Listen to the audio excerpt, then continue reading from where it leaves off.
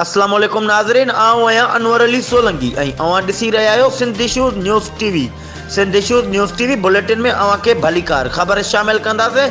तालका सकरन का एहसन अली सोलंकी जी Pakistan people's party Sindh जे सॾ ते वफ़ाक़ी हुकूमत तरफ़ां कयल हथरादू महांगाई ख़िलाफ़ पीपुल्स पार्टी ज़िले शहीद बेनज़ीराबाद जे अॻुवाननि इंफॉर्मेशन सेक्रेटरी सूबे Sindh Ajiz Dhamra MPA Ghulam Qadir Chandio, people's party Sindh council के मेंबर हाजी अला बख्श लाखो, जिले सदर अली अकबर जमाली, गुलाम कादिर शाह लिगारी, doctor Bashir Jamali, ladies wing जी शहजादी अब्बासी, एडवोकेट अली हैदर शाह, जावेद अली बिरोई, अल्लाह बचायो भट्टी ऐं ॿियनि जी अॻुवाणीअ में क़ौमी शाहराह ते टायरनि खे बायूं ॾेई ॿिन्ही पासनि खां मुकमल तौर ते बंदि करे धरणो हयो वियो।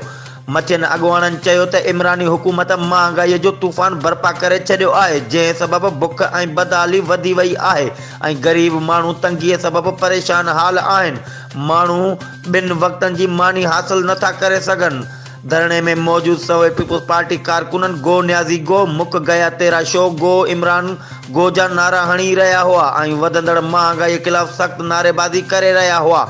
ही हुयूं हिन वक़्त ताईं जूं अपडेट्स। वधीक ख़बरुनि ऐं अपडेट्स जे लाइ ॾिसंदा रहो सिंध इशूज़ न्यूज़ टीवी।